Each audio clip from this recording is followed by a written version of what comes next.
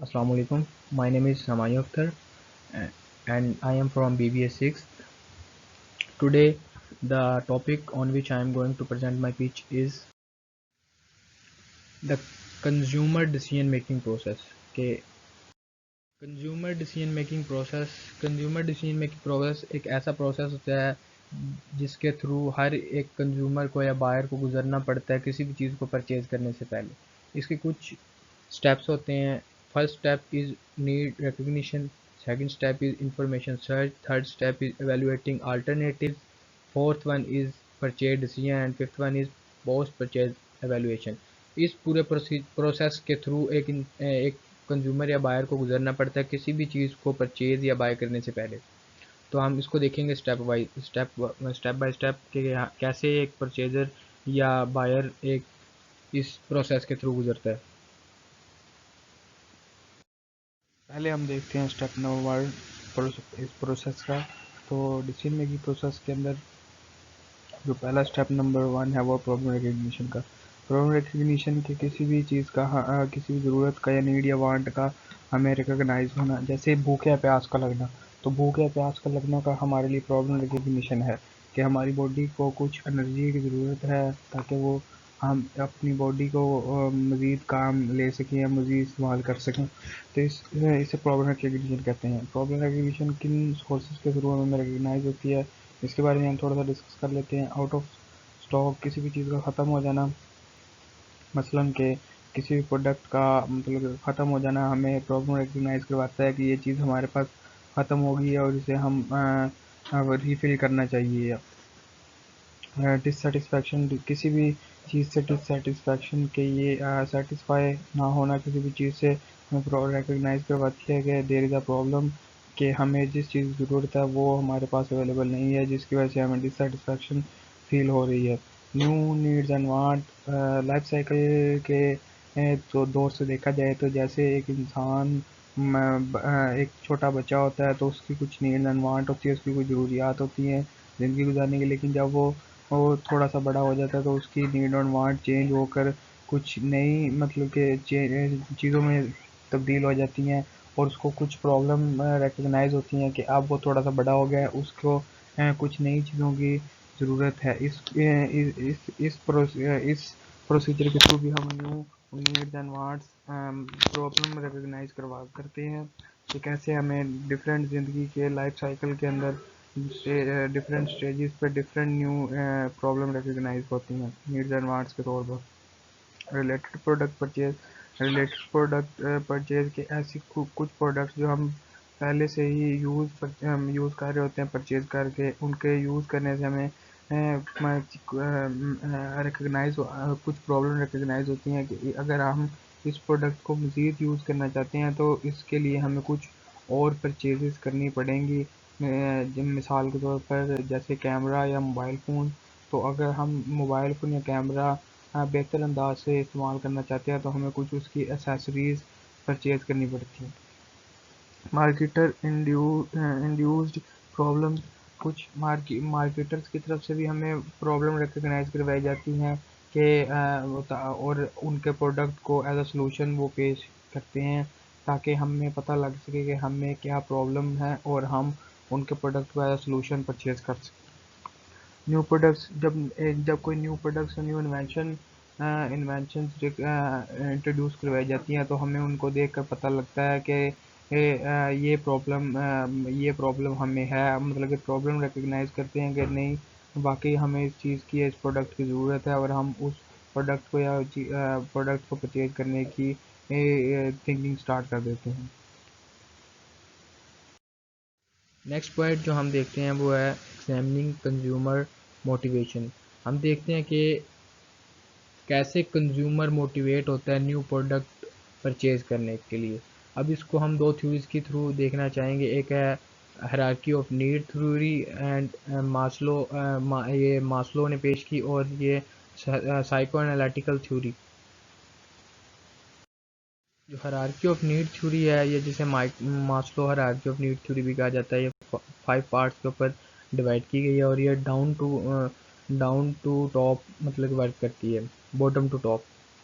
अब बेसिकली जो देखते हैं हम कैसे एक आम इंसान चीज़ें खरीदने की या परचेज करने की कोशिश करता है। तो जो सबसे पहली चीज़ वो फोकस करता है या सबसे पहले जो चीज़ परचेज करने की कोशिश करता है वो होता है वो खाना या खुराक, मतलब कि उसकी। तो ये जैसे कि हमें पता है कि इंसान को ज़िंदा रहने के लिए कुछ खाना पीना पड़ता है, तो इसलिए सबसे पहली जो चीज़ इंसान की फोकस में होती है वो होती है खाने पीने का परचेज करना।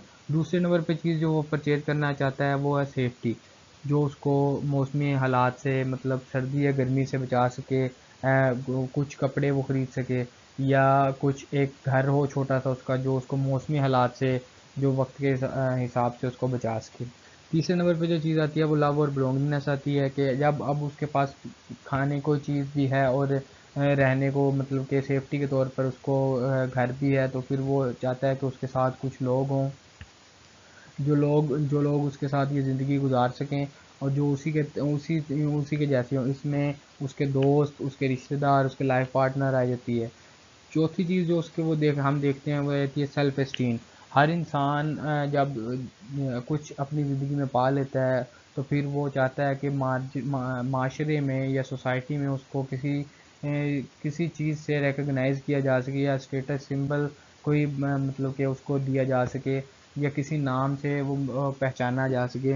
इस ओहदे को, या मतलब कि इस ओहदे को हासिल करने की वो कोशिश करता है, या इस तरफ अब वो राग़िब हो जाता है। जो पांचवी चीज़ है वो सेल्फ एक्चुअलाइजेशन है। सेल्फ एक्चुअलाइजेशन के अंदर इंसान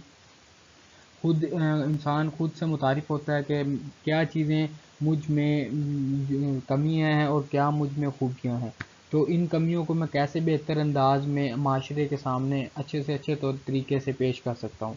यह मास्लो हायरार्की ऑफ नीड, कि कैसे एक इंसान अपने पूरे पूरे लाइफ साइकिल के थ्रू चीज़ें परचेज करने की कोशिश करता है, और कैसे क्राइटेरिया उसका सेट करता है कि क्या चीज़ उसने पहले परचेज करनी है और क्या चीज़ उसने बाद में उसके बाद परचेज करते चले जाना है। दूसरी जो थ्योरी हम देखते हैं उसके अंदर आ जाती है साइको एनालिटिकल थ्योरी।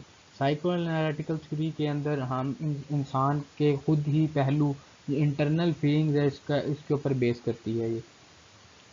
जो पहला हमारा जो पहलू होता है वो इड नाम का होता है, मतलब कि खुद इंसान किसी भी चीज़ को जब न्यूली या फर्स्ट टाइम के ऊपर देखता है, तो वो चाहता है कि ये चीज़ मेरे पास भी हो, कि मेरे पास क्यों नहीं है, मैं किसी तरह इसको हासिल कर लूँ, इस न्यू चीज़ को जो मतलब उस में मुतारिफ़ करवाई जाती है। लेकिन जो इंसान के अंदर सुपर ईगो नाम का एक पहलू होता है, वो इंसान को समझाता है कि नहीं, ये पता नहीं चीज़ हमारे हक, मतलब कि हमारे लिए अच्छी भी है कि नहीं है, या ये जो तरीका हम इख्तियार करने जा रहे हैं इस चीज़ को हासिल करने के लिए, ये एक तरीका अच्छा है कि या नहीं है। तो इन दोनों पहलुओं को मतलब कि इंसान आपस में इंट्रोडक्ट करवा के एक तीसरी फॉर्म मतलब कि इख्तियार करता है, जिसे कहते हैं ईगो। ईगो एक पहलू है जिसके थ्रू हम जो चीज़ हम हासिल करना चाह रहे होते हैं उसको हासिल कर लेते हैं, लेकिन एक बेहतर और पॉजिटिव अंदाज में। इसको कहते हैं साइको एनालिटिकल थ्योरी। अब हम देखते हैं step number 2, decision making process का इंफॉर्मेशन सर्च। इंफॉर्मेशन सर्च के अंदर हम देखते हैं कि जो जब हम फर्स्ट स्टेप के अंदर प्रॉब्लम रिकग्नाइज कर चुके हैं अपनी, तो हम उसको सोल्यूशन कैसे फाइंड कर सकते हैं, उसकी इंफॉर्मेशन सर्च के थ्रू हम मतलब जानने की कोशिश करते हैं कि कौन कौन से सोल्यूशन हम हासिल कर सकते हैं अपने प्रॉब्लम के। तो सबसे पहले जो हम देखते हैं इंटरनल इन्फॉर्मेशन के थ्रू हम अपने इंफॉर्मेशन और एक्सपीरियंस की बेस के ऊपर हम देखते हैं ये हमारी प्रॉब्लम के क्या सोल्यूशन हो सकते हैं। लेकिन जब हमें अपनी इंफॉर्मेशन और एक्सपीरियंस इनफ नहीं लगता, तो फिर हम एक्सटर्नल इंफॉर्मेशन की तरफ राग़िब होते हैं। एक्सटर्नल इंफॉर्मेशन के अंदर आ जाते हैं पर्सनल सोर्सेज के अंदर हमारे करीबी लोग, दोस्त, अहबाब, हमारे साथ काम करने वाले, उनसे हम इंफॉर्मेशन हासिल करने की कोशिश करते हैं कि शायद इन्हें इस प्रॉब्लम का बेहतर सोल्यूशन पता हो। जो अगली चीज़ आ जाती है वो है मार्केटर कंट्रोल के जैसे हम टीवी एड्स और सोशल मीडिया के अंदर मार्केटिंग के अंदर डिफरेंट प्रॉब्लम्स रिकग्नाइज करवाई जाती हैं, ताकि अपना प्रोडक्ट एज अ सोल्यूशन वो सेल कर सकें। हमें वहाँ से इंफॉर्मेशन पता लगती है कि हमारी जो प्रॉब्लम है ये भी सेम प्रॉब्लम है जो ये प्रोडक्ट सेल कर रहे हैं, और इसके इन प्रोडक्ट्स के थ्रू हम अपनी प्रॉब्लम को सेटिस्फाई या फुलफ़िल कर सकते हैं। जो public sources through newspaper, TV, हमें अपनी प्रॉब्लम रिकग्निशन होती है कि हमें ये प्रॉब्लम है, और हमें इंफॉर्मेशन अपनी प्रॉब्लम की हासिल होती है कि न्यूज़पेपर और टीवी के थ्रू हम अपनी इतनी इनफ इंफॉर्मेशन हासिल कर लेते हैं कि हमें जो प्रॉब्लम है उसका सोल्यूशन फाइंड कर सकें। पर्सनल एक्सपीरियंस जो हमें अब हम इस पर्सनल एक्सपीरियंस के अंदर हम जो अपनी नीड या वांट है या जो प्रॉब्लम रिकग्नाइज हुई है उसको बजाते खुद जाकर मार्केट के अंदर से प्रोडक्ट को जो उसको सोल्यूशन के तौर पर अवेलेबल है वो देखते हैं। अगर हम हमारा पर्सनल एक्सपीरियंस उसके ऊपर पॉजिटिव आता है तो हम उसे परचेज कर लेते हैं।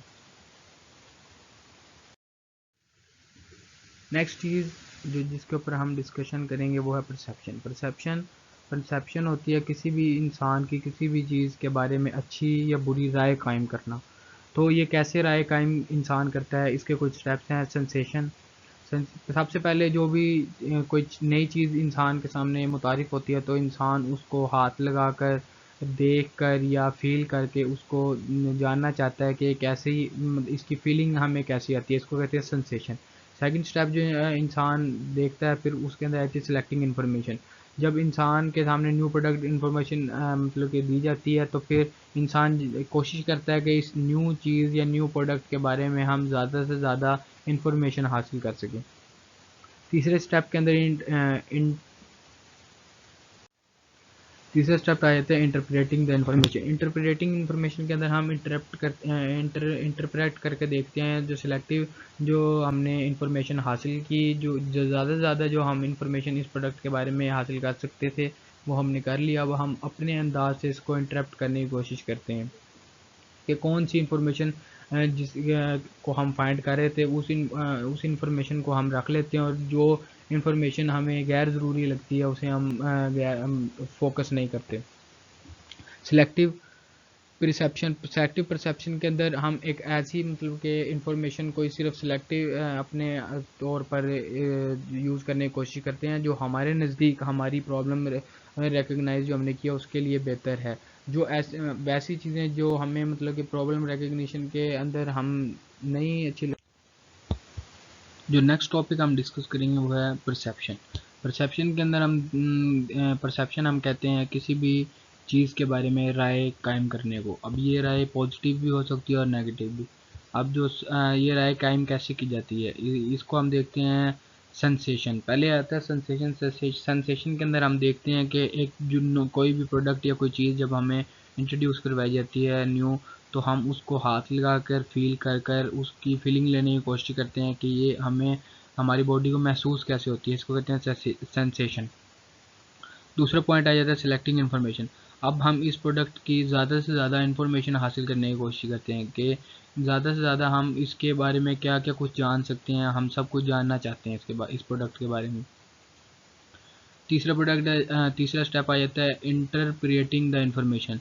अब जो इन्फॉर्मेशन हम ज़्यादा से ज़्यादा हासिल करना चाहते थे, ज़्यादा से ज़्यादा जो हम इन्फॉर्मेशन इसके बारे में हासिल कर चुके हैं उसको इंटरप्ट करके देखते हैं कि क्या कौन सी इन्फॉर्मेशन हमारे हम रखना चाहते हैं और कौन सी इन्फॉर्मेशन के बारे में हम फोकस नहीं करना चाहते हैं। सिलेक्टिव परसेप्शन, तो हम जो चीज़ें हमारे नज़दीक बेहतर और पॉजिटिव होती हैं उसको हम ज़्यादा फोकस करने की कोशिश करते हैं इन्फॉर्मेशन को, और जो इन्फॉर्मेशन हमारे नज़दीक हमारे नज़दीक अच्छी नहीं होती या जो हमारे नज़दीक हम बेहतर नहीं समझते उसको नेगेटिव परसेप्शन के तौर पर हम बॉदर नहीं करते।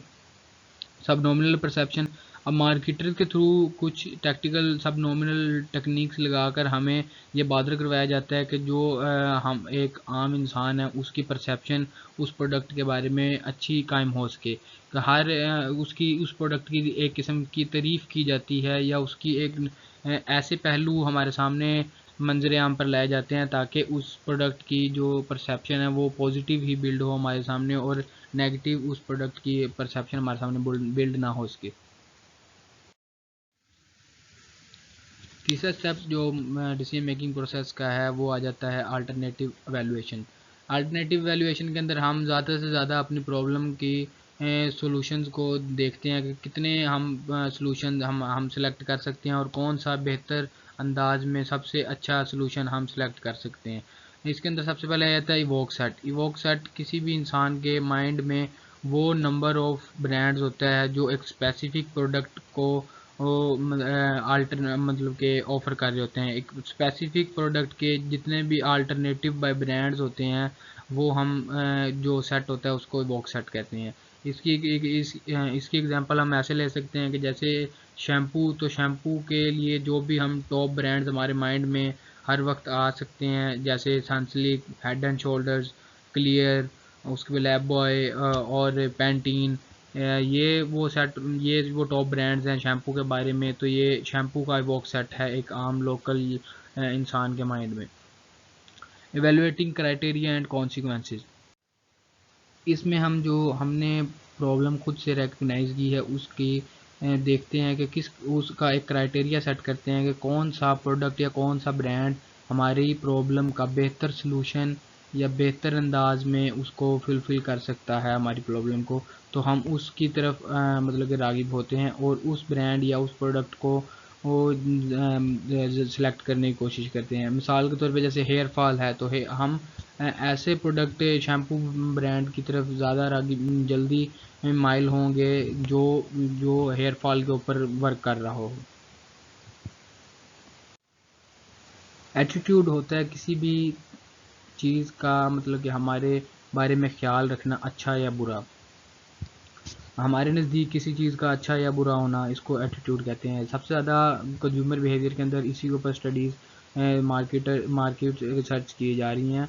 Multi attribute attitude model, multi attribute attitude model होता है कि एक ही प्रोडक्ट की हम कई पहलू कई पहलू होते हैं। मल्टी एट्रीब्यूट होते हैं, कई उसकी चीज़ें होती हैं। मिसाल के तौर पे एक मोबाइल है जैसे, तो उसका कैमरा, मोबाइल बैटरी, रोम, रैम और उसकी फ़िज़िकल शेप एट्रीब्यूट्स हो सकते हैं। अब इसके मुख्तलिफ़ एट्रीब्यूट पॉजिटिव या नेगेटिव हो सकते हैं। अब जैसी हमारी प्रॉब्लम रिकग्निशन होती है वैसी उसके हम जो जिस चीज़ की हमें प्रॉब्लम का सलूशन सूट कर रहा होता है उस वैसा एट्रीट्यूड हमारा उस एटीट्यूड की तरफ होता है, उस एट्रीब्यूट का। तो इसके अंदर हम एटीट्यूड चेंजिंग स्ट्रेटजीज़ कुछ देखते हैं मार्केटर्स की तरफ से। मार्केटर्स इंफॉर्मेशन बेसिस के ऊपर के कौन से कस्टमर्स हमारे कौन से एट्रीब्यूट की एट्रीब्यूट के ऊपर कैसा एटीट्यूड शो कर रहे हैं, पॉजिटिव शो कर रहे हैं या नेगेटिव शो कर रहे हैं, हमें एक स्ट्रेटजीज मतलब के शो करते हैं कि अगर कंज्यूमर चाह रहा है अच्छा कैमरा तो मोबाइल मैन्युफैक्चरिंग कंपनीज़ हैं वो ऐसा शो करती हैं कि हमारे कैमरा सबसे अच्छा है और जो हम उनके मोबाइल कैमराज हैं वो उनकी मतलब प्रॉब्लम का सलूशन बन सकते हैं और उनकी नीड सेटिस्फाई कर सकते हैं। Thank you so much, that's all from my side. For any question you can contact me.